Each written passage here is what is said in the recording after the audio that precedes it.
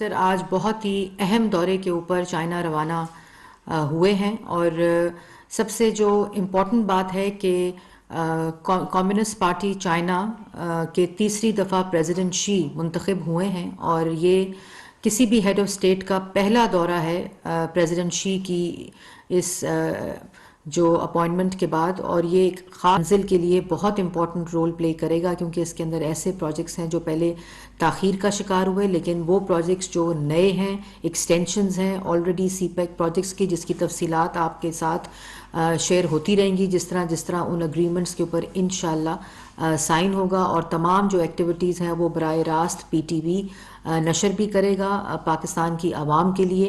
یہ ایک مائل سٹون، ایک کرٹیکل جنکچر ہے سی پیک کے اندر، اور انشاءاللہ جو کاوشیں ہیں پرائم منسٹر کی 4 مہینے 5 مہینے میں جتنے پروجیکٹس رکے ہوئے تھے، جو چائنیز انویسٹمنٹ تاخیر کا شکار تھی، جو ایڈمنسٹریٹو بلاکس تھے، ان سب کو پروسیجرل بلاکس کو مکمل کر کے کمپلیٹ کر کے ان کو ختم کر کے اب یہ ایک نیا دور سی پیک کا انشاءاللہ شروع ہونے جا رہا ہے۔ وہ ویژن جو پریزیڈنٹ شی اور پرائم منسٹر نواز شریف نے دیکھا تھا 2013 میں، جس کو 13 کے بعد بہت ہی تیزی سے مکمل کرنے کا ایک جذبہ تھا، ایک ویژن تھا اس وقت کے پرائم منسٹر نواز شریف کا، اور وہ صرف پاکستان کے لیے نہیں بلکہ اس خطے کے نوجوانوں کے لیے، اس ملک کے نوجوانوں کے لیے ترقی، روزگار، پروجیکٹس، ڈیولپمنٹ، ہر چیز اس کے اندر انکلوڈڈ تھی، اور انشاءاللہ میں سمجھتی ہوں کہ پرائم منسٹر شہباز شریف کا یہ دورہ اسی کی اگلی کڑی ہوگا اور اس کو آگمنٹ کرے گا۔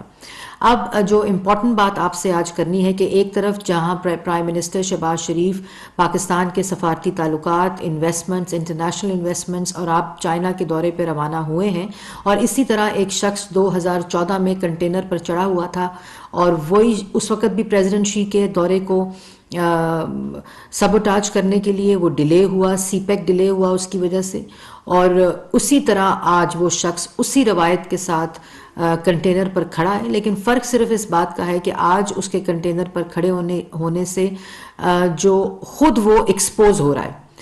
2014 میں امپائر کی انگلی کا انتظار کرتے کرتے وہ 126 دن کا دھرنا دے کر گھر چلے گئے تھے، تب بھی ان کے ہاتھ کچھ نہیں آیا تھا، اور اب وہ اپنی تقاریر کے ذریعے اس فرسٹریشن کا اظہار کر رہے ہیں جو ان کے تقاریر میں، ان کے الفاظ میں، ان کی زبان میں عیاں ہے۔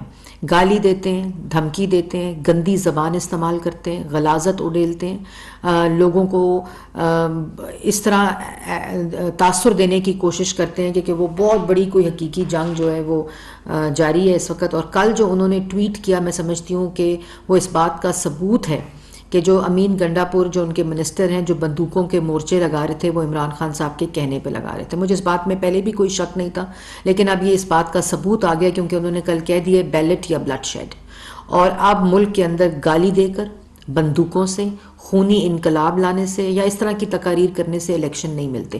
الیکشن بطور وزیر اعظم آپ کو مارچ میں اعلان کرنا چاہیے تھا، جب آپ وزیر اعظم تھے، آپ کے پاس اختیار تھا، آپ کے پاس آئینی اختیار تھا، لیکن اب آپ اگر یہ سمجھتے ہیں کہ لوگ آپ کی دھونس، آپ کی دھمکی، آپ کی گالی اور آپ کے یہ بلڈ شیڈ اور اس قسم کے بیانات سے آپ کو الیکشن مل جائے گا، لوگ آپ کے پریشر میں آ جائیں گے، تو ایسا نہیں ہوگا۔ اگر آپ چاہتے ہیں کہ لوگ آئین کے ساتھ کھڑے نہ ہوں، افواج پاکستان آئین کے ساتھ کھڑی نہ ہو، اسٹیبلشمنٹ آئین کے ساتھ کھڑی نہ ہو، ادارے آئین کے ساتھ کھڑے نہ ہوں، الیکشن کمیشن آئین کے ساتھ نہ کھڑا، اور آپ کی چوریوں، آپ کی ڈکیتیوں، آپ کی نالائکی، آپ کی نااہلی، آپ کی کرپشن کے ساتھ کھڑے ہوں، تو ایسا نہیں ہوگا۔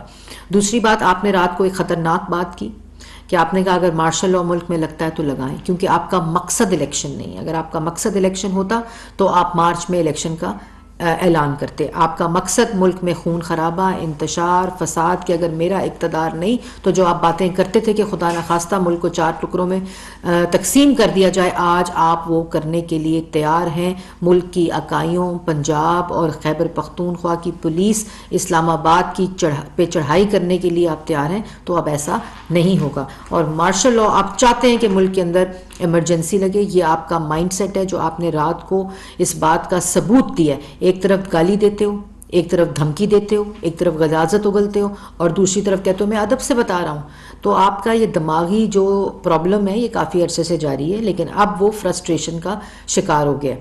اور دوسری بات کہ آپ کہتے ہیں کہ پورا پاکستان یہاں کھڑا ہے جس کی وجہ سے میں یہ ساری باتیں کر رہا ہوں، تو 1500 لوگ، 2000 لوگ، 22 کروڑ عوام نہیں ہوتی۔ 22 کروڑ عوام جو ہے وہ چاہتی ہے کہ ملک کے اندر آئین کی بالادستی ہو، ملک جو ہے وہ آئین کے مطابق چلے.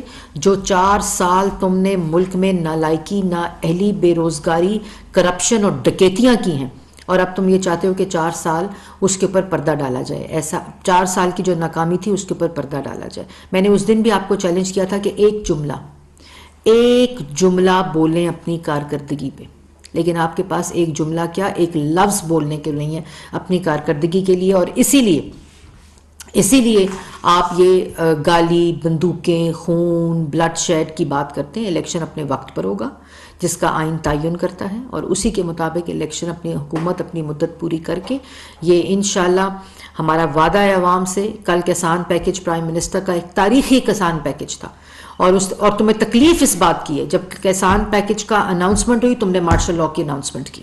یہ تمہارا دماغ اور تمہاری فرسٹریشن اور تمہاری نیت اور تمہارا اصل مقصد جو ہے اس کا ثبوت ہے. کسان پیکج ایک تاریخی پیکج ہے جس کے اندر پرائم منسٹر نے جو مراد دی ہیں اتحادی حکومت کی منظوری کے ساتھ. میں سمجھتی ہوں کہ اس سے زراعت میں جو ترقی آئے گی اس کی تفصیلات جو ہیں ہم لوگوں نے پی ٹی وی کے ذریعے بھی اور پرائیویٹ چینلز کے ذریعے بھی، اور پرائم منسٹر نے ایک بڑی مفصل پریس ٹاک کر کے اس میں ساری ڈیٹیل دی ہیں. اور یہ بھی انہوں نے کہا ہے کہ جو اناؤنسمنٹس ہوئی ہیں اس کی امپلیمنٹیشن فوری طور پر شروع ہو جائے، اور اس کو پرائم منسٹر خود مانیٹر کریں گے. اور اس کے ساتھ ساتھ آپ نے جو اصل پاکستان کے بننے کی روح تھی، جو قائد اعظم کا ایک پوری سٹرگل تھی جمہوریت کے لیے، پاکستان بندوقوں سے مارز وجود میں نہیں آیا تھا، پاکستان گولیوں سے مارز وجود میں نہیں آیا تھا، قربانیاں دی تھیں. اور آج تم نے جو رات کو اعلان ملک میں مارشل لاء لگانے کا مطالبہ کیا ہے اور میڈیا کی بات کی ہے کہ میڈیا کی پابندی ہے، میڈیا پہ کوئی پابندی نہیں. اگر تمہاری آواز میڈیا پہ چل رہی ہے تو اس کا مطلب ہے کہ میڈیا کے اوپر کوئی پابندی نہیں ہے. لیکن جس وقت آپ ریڈ لائنز کراس کریں گے، آپ نے شہداء کے خلاف کیمپین کی، آپ نے شہداء کے خلاف پوری ایک مہم چلائی، یہ پاکستان کی تاریخ میں کبھی نہیں ہوا. ایک سیاسی لیڈر کنٹینر پر چڑھ کر بندوق اور بلڈ شیڈ کی بات کرے، مارشل لاء لگانے کی بات کرے، تمہارا ذہن ہی ایک ڈکٹیٹر کا ذہن ہے، ایک فاشسٹ کا ذہن ہے، ایک میڈیا پریڈیٹر کا ذہن ہے جو تمہیں سرٹیفکیٹ مل چکا ہے. کرپشن کا سرٹیفکیٹ تمہیں ملا، میڈیا پریڈیٹر کا سرٹیفکیٹ تمہیں ملا، نالائق نااہل کا سرٹیفکیٹ تمہارے پاس ہے، چور اور ڈکیت کا سرٹیفکیٹ اب تمہارے پاس ہے. الیکشن کمیشن میں فورن فنڈنگ کی جو کیس ہے، الیکشن کمیشن کو اس لیے گالی دیتے ہو، اس لیے برا بھلا کہتے ہو، اس لیے اچھا نہیں لگتا کیونکہ جب تک فیصلہ نہیں آیا تھا تب تک الیکشن کمیشنر تم نے خود تعینات کیا تھا، اور اب تم ان کو اس لیے گالی دیتے ہو کیونکہ تمہیں رنگے ہاتھوں پکڑ لیا. اس لیے یہ تمام چیزیں پاکستان کی عوام جانتی ہیں. تمہارا فاشسٹ ذہن، تمہارا یہ انقلاب نہیں ہے.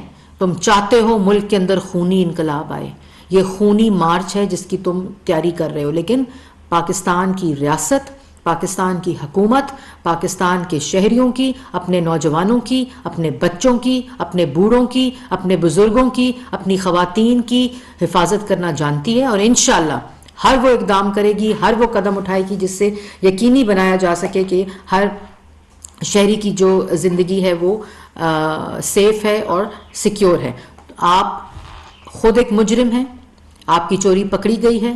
بند کمرے میں آرمی چیف کو ایکسٹینشن کی آفر کر کے وہ کاروبار جو تم نے آئین کے ساتھ کیا، وہ کھلواڑ جو تم آئین کے ساتھ کرنا چاہتے تھے، پھر اس کو تسلیم کیا کہ ہاں میں نے آفر کی تھی. تم اتنے ڈھیٹ شخص ہو. تم جیسا آئین شکن پاکستان کی تاریخ میں نہیں آیا ہوگا جس کا سپریم کورٹ نے سرٹیفکیٹ تمہیں دیا ہے. اور تم آئینی عہدوں سے غداری کراتے رہے، آئین شکنی کراتے رہے، اور اب اپنے ساتھ کنٹینر پر کھڑے لوگوں سے تم خونی انقلاب کے نعرے لگوا رہے ہو، مارشل لاء کے نعرے لگوا رہے ہو. آپ کو شرم آنی چاہیے. انشاءاللہ پاکستان میں جمہوریت اسی طرح بڑھتی رہے گی، پھولتی رہے گی اور پاکستان کی عوام کی خدمت کرتی رہے گی. یہ بات کہ دوسرے چور ہیں، دوسروں پہ تو 4 سال تم ایک الزام ثابت نہیں کر سکے. نواز شریف ہو، شہباز شریف ہو، حمزہ شہباز ہو، مریم نواز ہو، پاکستان مسلم لیگ نون کی باقی ساری قیادت ہو، احسن اقبال، رانا ثناءاللہ، شاہد خاقان عباسی، مفتاح اسماعیل، حنیف عباسی، سلمان رفیق، سعد رفیق، جتنے لوگوں پر تم نے کیسز بنائے، جتنے لوگوں پر تم نے الزامات لگائے، آج کہتے ہو کہ اسٹیبلشمنٹ کے کہنے پہ لگائے تھے. اسٹیبلشمنٹ کہہ رہی تھی کہ چور ہیں. اگر اسٹیبلشمنٹ کہہ رہی تھی چور ہیں تو تم نے کیوں جیلوں میں ڈالا؟ تم نے کیوں سزائے موت کی چکیوں میں ڈالا؟ اس وقت تم کہتے تھے ساری طاقت میرے پاس ہے. اور آج دوسروں پر الزام لگاتے ہو.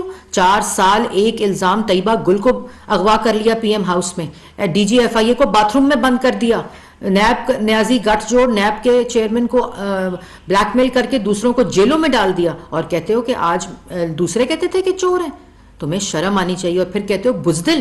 آپ جیسا بزدل شخص، جو بزدل ہوتا ہے وہ بندوقوں کے نعرے لگاتا ہے، وہ اپنی عوام کو مارنے کے نعرے لگاتا ہے، وہ خونی انقلاب کے نعرے لگاتا ہے، وہ ملک میں مارشل لاء لگانے کے نعرے لگاتا ہے، وہ بندوقوں سے انقلاب لانے کے نعرے لگاتا ہے. اس کا مقصد جمہوریت نہیں، اس کا مقصد کسی قسم کی کوئی آئین کی بالادستی نہیں ہوتا. اس کا مقصد کہ میرا اقتدار نہیں، میری کرسی نہیں تو ملک کو خدا نخواستہ، یہ تمہارے الفاظ ہیں کہ 4 حصوں میں توڑ دو.